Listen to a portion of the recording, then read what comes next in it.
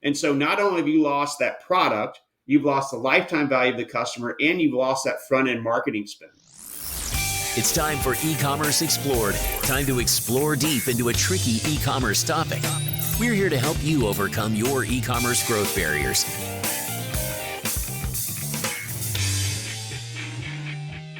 Welcome to my brand new show, eCommerce Explored. I'm Chloe Thomas, host of this podcast, best-selling author, speaker, and host of other podcasts too. eCommerce Explored is the home of our occasional series podcast, where in each series I'm going to dive deep into one big topic over a handful of episodes to help you get to grips with it. The first one we're doing is overstocks. How do you get rid of them? How do you avoid them in the first place? All with the triple aim of helping you to improve cash flow, increase profits, avoid waste, and sending product to landfill, i.e. there's a sustainability angle on this one too. We're releasing the episodes over the next few weeks, every single Thursday. But if you want the content sooner and a video version, then just sign up for the virtual event version of this series for free at ecmp.info/overstock. Now, when you do that, you're going to get all our sessions specifically about clearing your overstocks via your website and via other channels. You'll also get access to the final session right now, which is a look at alternative business models we may need to adopt. It's a really interesting one too. Really interesting one. It's going to get you thinking. You'll get videos of every single session. You'll get access to the live Q&A session that we're running at the end of everything. You'll also get, once it's ready, our Overstocks Handbook ebook that all attendees are going to get, and loads of links and resources too. And if you're listening to this on the eCommerce Master Plan podcast feed, well, hello, first of all, guys. Nice to see you here. Thanks for hitting the play button. For you guys, these sessions will only be on the eCommerce Master Plan podcast feed for a few more weeks, until April the 27th, in fact. So I highly recommend you sign up to the event for free so you don't lose your access. Right, everyone. If you're in that boat and you want to get the free access on the event website, then hit pause right now and go to ecmp.info/overstock to sign up right now. Signed up? Yeah. Okay, cool. I'm guessing by now most of you have signed up because I've said this a lot. So anyway, let's get on with the episode. In the last session, we explored the importance of forecasting and how data is, quite frankly, essential in everything we're talking about in this series. Now, one type of data that's often criminally overlooked is the returns data. Just like the returns themselves. The number of times I've been into one of your warehouses and seen a massive pile of stock in the corner of the room that no one's doing anything with. It's all jumbled up. It could have been sold for full price, been processed sooner. Just like you ignore your returns, some of you, I know you do, then you also return. Almost everyone ignores their returns data. So what is returns data? Well, for what you're trying to sell through this season, your returns data is like an early warning system that customers don't like something in your current range. So basically, don't buy any more of it.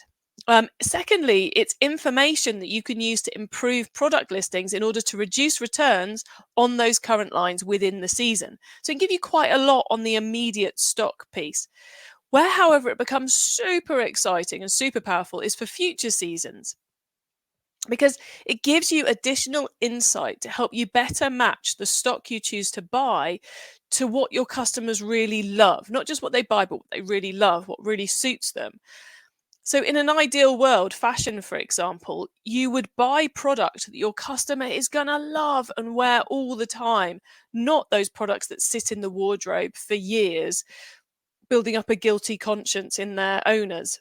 So that's the detail that the returns data can give you an angle on, is which products are being really loved because no one's returning them, and which products are just not fit for purpose. They just don't fit anyone. They're just not doing what you set out to make them do, or what your customers rather want them to do. So in this session, we're answering the question, is the solution to the overstocks in our returns data? Sneak preview. Part of it is. Plus, you're going to get some bonus tips on improving your returns too. So to improve the profitability or reduce the losses in that space as well. To get all this insight, I'm chatting to two returns experts. Ronald Dod from Realift will join us first, and then it'll be Matt Williams from Returnalyze. Let's meet our first expert guest, Ronald Dod from Realift, where their mission is to bring the in-store fitting experience online to decrease returns and improve conversions. Hello, Ronald. How are you? Good. How are you doing today? I'm good. It is excellent to be kind of flipping this whole Overstocks thing on its head and talking about returns. So I'll start with the big question. Is the solution to Overstocks in our returns data? I think a good part of it is, I think returns are always kind of the voice of the shopper, whether or not they had a good experience or not. We see a lot in e-commerce though, which is really tricky to analyze, is a lot of products are not returned. They're thrown away and more, which really negatively impacts the environment, but more so you don't really have any data on why that shopper had a bad experience, right? And then ultimately they do not come back to buy it again. Which creates a lot of issues. But returns generally can provide a lot of good data on, what products, we're not giving the right experience, whether too big, too small, are your mediums usually run big compared to other brands' mediums? Do your smalls run too small, too tight, and more? So it's been great to see an advancements with all the technology out there that can analyze returns, ask shoppers, questions about why they're returning products. And then once you can get a good data sample size of maybe a trailing 12 months, you can really analyze the data in a much more systematic format than, ever have been before. So I always love seeing brands, whenever they get a return, they're asking their shopper, why did you return this product? It's too big, too small, the style, the quality, and then really kind of forcing shoppers also to provide more information on why did they return a product. So you can really triangulate through their feedback on why is this product being returned, and subsequently either editing the product, carrying less products, in certain sizes that are just not being as ordered as much or being returned too much, and more to really help reduce returns. Yeah, it seems to me like the returns world has just been ignored for so long.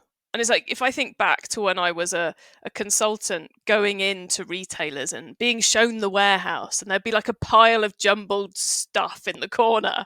And you go, what's that? Oh, that's the return stock. We go through that once every 6 months. And you're like, why? I can see bestsellers in there that are ready to go back on the shelf. Why are they sat there until we get to sale time? And it feels like in the last kind of 12, 18 months, brands are waking up to putting some effort into managing their returns, which is like, number one, let's deal with the returns problem. But then, as you were saying, then let's go, wow, we've got all this data on our customers' opinions about our products. And most importantly, the customers who are not happy with the product's opinions, that if we're really clever, we can feed back in to stocking our warehouse with the right product in the first place. Is it feeling like a really exciting industry to be in at the moment, the return space? It is, yeah. And I've been in the e-commerce marketing space for about, I want to say 9 years before I started Realift. And during that time, we were running media campaigns for, big apparel brands such as like Spanx, Men's Wearhouse, Red Dress, and then also smaller apparel brands too. And I saw firsthand, how big of a struggle it was to convert a customer in the first place. And during those 9-year runs, there were so many changes to media spend. Media used to cost so little compared to what it costs today. And so with all the changes to iOS, it's really hard to acquire customers, at a really, low cost per basis. So now brands really have to, switch gears and really provide the best experience possible for shoppers. Otherwise, they're not going to come back. And your cost per acquisition has really gone through the roof. And so it's a really exciting industry to be in, because I feel like I'm very passionate about e-commerce, especially apparel. But apparel e-commerce is only 17% of sales. The vast majority of people still buy in a retail store. And I find that mind blowing, because I'm an avid online shopper. I can have hundreds of thousands of options, to buy online, but most people do get deterred from buying online because they don't know what they're going to get from a sizing perspective. So we see this kind of renaissance with many apparel brands online.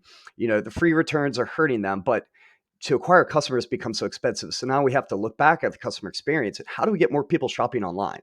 And that's what really gets me excited, gets me out of bed every day. is how do we create that kind of fitting room experience for people online, and also how do we give them better experience? And really, you got to look at your return data, and also it kind of also goes back to overstocks too. If you have products that are just, mounting with returns, then obviously there's something there that needs to be addressed. Whether that's looking at the data, seeing, okay, too big, too small, like 83% of people on this product or this category of products return too big. We need to evaluate our fit models. Is our size guides correct with the right data that says that this is the range you should be in? I personally seen even just as a shopper online, a lot of brands are very conservative with their size charts. And ultimately we're shipping a lot of products that, yeah, it'll fit on the person, but it doesn't make them look great. Doesn't make them feel great. And ultimately that shopper might keep their product, but they're not going to come back to buy again. And so you spend all this media dollars acquiring the shopper, sending them countless emails to their inboxes. And they're never going to come back to buy only because we sent them a bad product size, So it's a funny industry being, I'm really excited about it.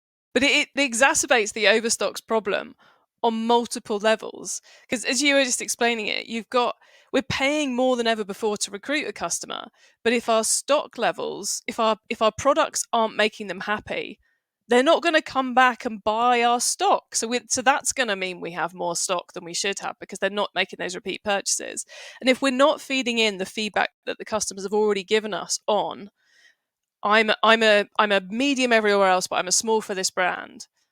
Okay, brand, either you're going to bring it in line and tell everybody you've bought it in line, otherwise you're just going to, create a new version of the problem, or you're going to put on every product, this one comes up a bit this way, this one comes up a bit this way.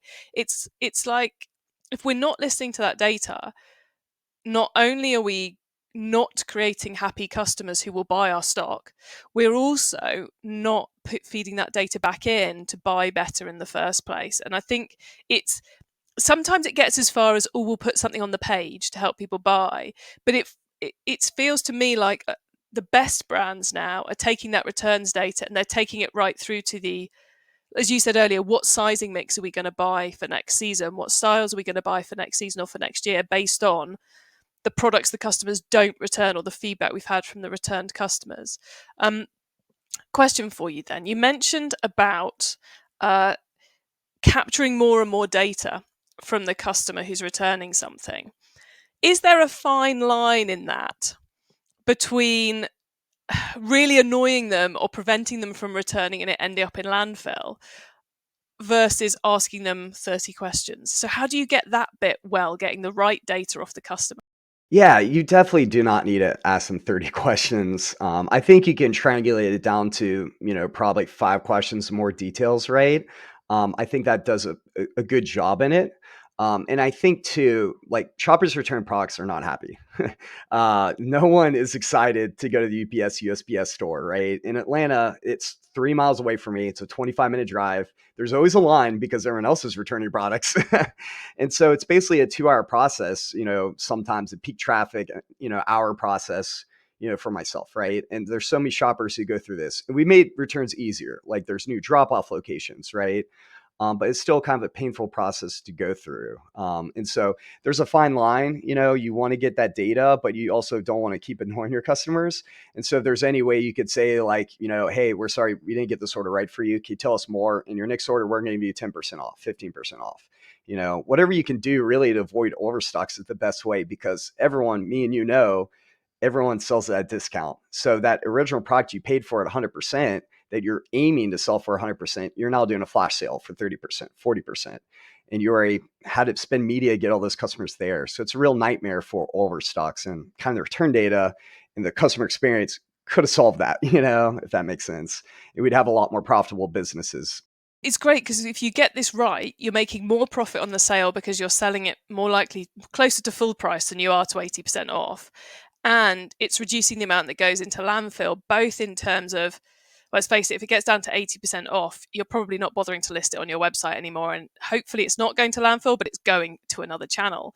But you've got the customer who's bought it and who can't be bothered to drive to the UPS drop-off center and who can't be bothered to do this, can't be bothered to do that. Who's going to leave it in their wardrobe for X amount of time and then either send it to a charity shop who are probably going to send it to landfill, or they're going to just put it in the bin one day when they've had enough of it. So there's all these different angles. I liked when you were saying, you incentivize the customers to give you that data with the 10% off your next order or so on and so forth. I do wonder if there's space for a free returns if you answer these 5 questions, or £1, $1 return if you don't want to ask the questions. So you kind of go, especially if you're a business of who is very good at recycling that product to get it back on the shelves. You've got the steam gun ready, you've got the hangers ready, and all the rest of it to put it straight back on the shelves. There may be that incentive to make sure that all the products come back in. It's a good strategy. Yeah. It's just it's hard because I think brands are in such a conundrum, offer free returns, great. You're going to get more returns. Like I talked to a lot of brands that sell on Amazon, and their Amazon returns always probably double the return rate because their regular return rate policy is a lot harder to achieve for the shopper. Amazon makes it super easy, right?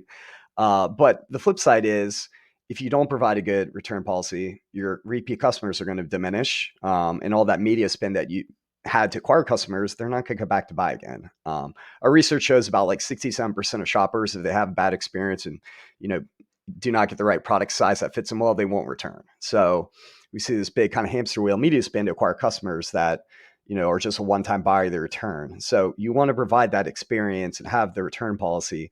On the flip side, it could be expensive for the brand to do. The really interesting thing I think we've kind of vaguely touched on is that if you're getting the data out of your returns customers, then that is going to save you considerably more money than the cost of allowing them to have that return for free. So if you're using the data, then it's so worth offering the free returns anyway. But Ronald, we're going to wrap it up there. So thank you so much for being part of this e-commerce explored series. You've given me and all the listeners lots to think about, both about our returns data and our overstock activity. So thank you very much for that. Everyone who's watching or listening right now, if you would like to get in contact with Ronald, you can find him super easily on LinkedIn. You can also book a demo with Realift on their website. That's getreallift.com. There's only one L, so it's GETREALIFT.com. And links to all of that are, as they are throughout our whole event, available via ecmp.info/overstock. So just use that short link to get yourself access to everything. And Ronald, thank you so much for being part of the show. Thank you for having me. It's great.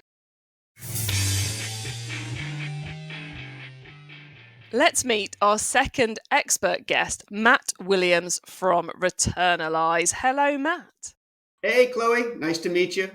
Great to be here with you.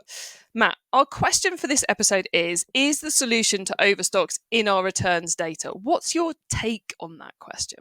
That's a tricky question, Chloe. And there's a multitude of things that go into overstock issues, right? And where the kind of the state of overstock is today. Where I live with my company is definitely in the return space. And we've seen a lot of data that leads us to believe there are a lot of solutions that can help us make significant reductions in overstock issues with kind of an upstream approach for attacking returns before they even happen, right? And that's where we can get into some more storytelling and more kind of data approach to our, to our platforms here in a second. It does kind of strike me, and it's one of the reasons I wanted to include this question, is having seen what's happening in the return space at the moment, it feels like the industries have just ignored returns for about a decade, and the information coming from the data coming from them. And that's one of the reasons we've ended up in this overstock.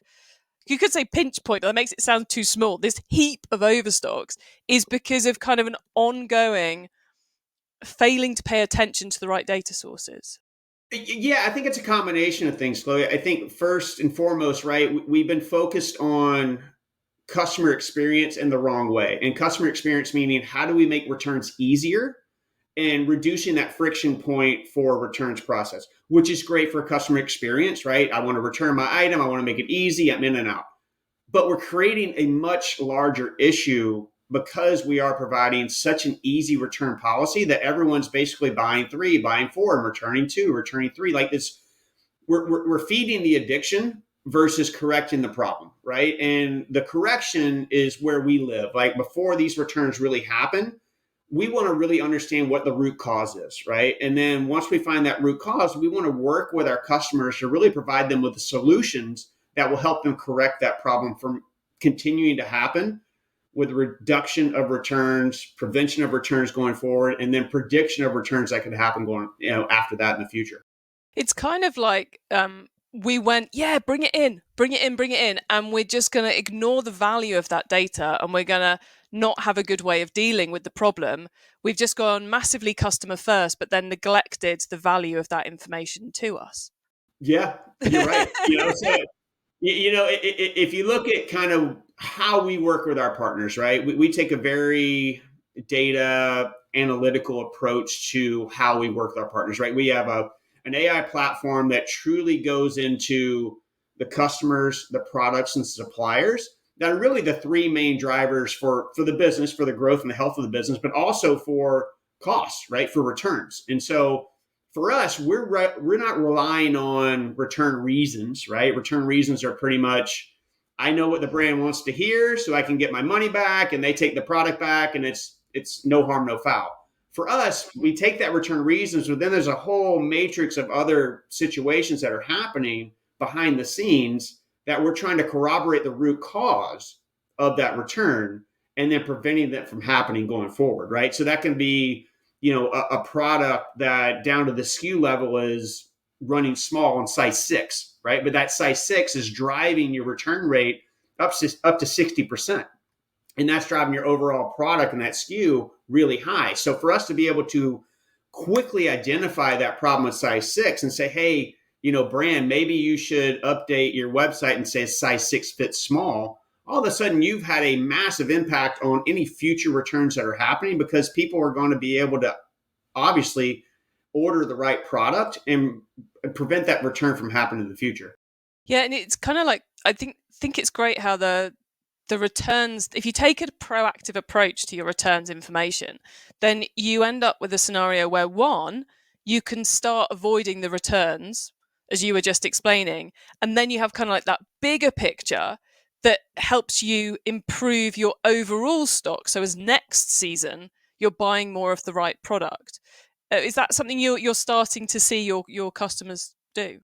Oh yeah, no, we're walking hand in hand with all of our customers. We work with 80 different brands. I mean, some on a global scale and some kind of scrappier mid-tier brands that, forecasting is life or death, right? And so we're walking hand in hand with them to truly analyze, okay, what happened last year, right? Okay, this is the top line sales, but then let's truly look at what the returns are, and then have our net on how that product did, right? And again, those returns, like there's 1,000 different ways in which returns can happen. Obviously, we talked about product a little bit, whether it's size, fit, color, material, like all these things play into, product returns. Customers, right? So customer returns, maybe a high returning customer that's very unprofitable, or if they're returning items based on shipping delays, right? We've seen this time and time again. So they're returning items because it's shipped 3 days late, right? So really looking and identifying what's happening on those returns. There's a number of different reasons, and it's not always, actually more times than not, it's not the return reasons, right? And even the suppliers, right? If you look at the suppliers, did the product show up late? Did we miss our season? Did that one supplier provide a product that was defective that caused a lot of the returns? Like there's all these different reasons that returns are happening, and they're not always visible to the naked eye, or multiple spreadsheets that people are currently operating in, right? I mean, our platform truly is, it's agnostic to any sort of data you throw into it, right? So we basically upload, files into an FTP site, and then we basically present this dashboard with our customer success team that truly analyzes that data to find the solution that needs to happen in order to prevent that return from happening going forward. And it's saving. I mean, on average, we're looking at about a 20% savings to our customers, right? So if you look at 20% reduction in returns, think about what the return impact is for that overstock. It's massive, right? It's almost like taking control of your returns. You get the quick win of the returns impact, that 20% you mentioned, and then you get that longer term impact of selling more product at full price, not buying the wrong product in the first place, more accurate forecasting. And the more you do it, the more it delivers for the business. Yeah, and I can't tell you how many conversations we have with our clients, and the bottom line, obviously, the effectiveness of shaving 20% off goes right back to the bottom line, hits their sustainability goals. But the overarching feedback we get is how impactful it is to our customer experience, right? And if you think about customer experience, it's never been harder to get people into your funnel, right? Thank you, Mr. and Miss Algorithm, who have basically jacked up the price, and now it costs more to get them in there.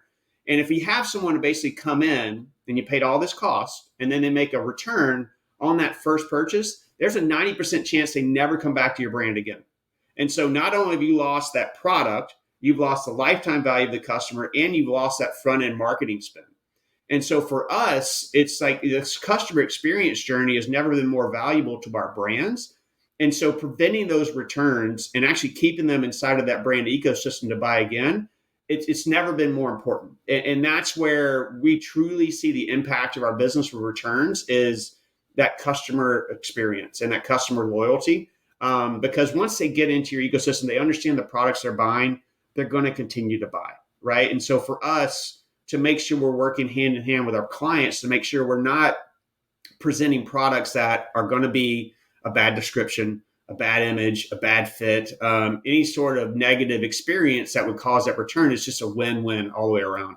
I love what you're saying, but I also find it's you're getting into several of kind of the unexpected themes that have been coming out of this series that we've been putting together, which and we've tackled overstocks from really diverse angles, how to deal with it all, and these themes keep coming back. One is getting all your data in the same place, because it's like a cross function, and it's a cross function thing. So you need the data from the cross function in a usable place, and then you need the teams cross function working together, from fulfillment through product, through marketing, through branding, through finance. And if you can't get all that coming together, you're just not setting yourself up to solve either the returns or the overstocks problem. Yeah, I mean, you're right. I mean, one of the reasons we're so successful is, obviously we have a great dashboard that's AI powered, and it's fantastic, right? But I tell every one of my clients, I'm like, the dashboard is only as good as the operator, right? There's about 1,000 dashboards out there, and so for us, really, our great success for our growth has been our customer success team, right? And so we're kind of giving you a little vision into the kitchen with our dashboard. Like, you can see what's happening. We can set alerts, really real-time alerts. So within like a week, we can see if a product is going to be a high returner, which is going to lead to your overstock issue, right? And we can say, okay, if it's reaching this benchmark, hey, set an alert to your finance team, set an alert to your web developer, set an alert to the e-commerce team to take action. And then every 2 weeks, our customer success team sits down with your team as an extension, right? All part of the business. And we say, hey guys, stack and rank. Okay, here are the products. Here are the issues that are happening. Here's a quick solution that you can take, whether it's a quick product description update on your website, or, hey, you need to go talk to your supplier because this, whatever issue is happening at the supplier level, you need to probably hold them accountable for these massive defects and these massive returns. So having that collaborative approach for using the dashboard allows us to really kind of guide the solution set for our customers, which have the biggest impact for the return on investment for them. Yeah, and how many of us have software tools and dashboards that we never look at? And if you're not looking at them, so I love that you're kind of holding the eyeballs to the data in those various ways you just outlined there, Matt. Well, look, Matt, thank you so much for taking us through all this, and thank you for being a part of this e-commerce explored series. It's been great, as it always is, chatting with you. For those of you watching and listening, if you'd like to get in contact even with Matt to find out more, you can find him on LinkedIn. And even better than that, if you'd like to know more about what we've been talking about, you can contact Matt direct on matt.williams@returnalyze.com. And that's Returnalyze spelt return, ALYZE.com. And don't forget to ask when you contact him about their 90-day risk-free trial. Links to all of that will be available via ecmp.info/overstock. And if you're watching the video on the event site right now, those links are down there, including Matt's email, so you can get in contact with him. Matt, thanks so much for being a part of the event. Hey, thanks so much, Chloe. I appreciate it. And it's a pleasure talking to you today. So I'd originally conceived that our first explored topic was going to be returns. So it's so cool to have such a great session on returns squeezed into our Overstock series. And I guess thanks hugely to Ronald and Matt for bringing in such great insight into this session. I think you can really see how it overlaps with Overstocks, but how you can solving the returns problem in itself will also help you improve cash flow, improve profits, and reduce the amount of waste your business creates. So there's so much possibility for all e-commerce stores to use the data that's already yours to buy products that better fit your customers' needs this season and beyond. The rewards for that: more sold at full price, lower returns, so lower costs, happier customers because they're not having to return things, they're not ending up holding on to product they don't really want, less waste, more profit, better cash flow. That's just the returns data. Imagine what happens when you get all your data feeding into your decision making from all those sources around your business. Awesome. Could be awesome, couldn't it?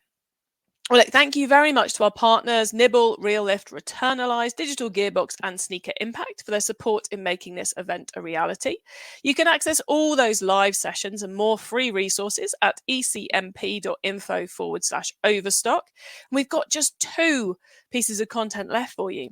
Now, our kind of formal session where we'll be looking at how dealing with your overstocks problem may well mean a fundamental shift in business model. It's a fascinating episode with 2 brilliant guests that's really going to get you thinking.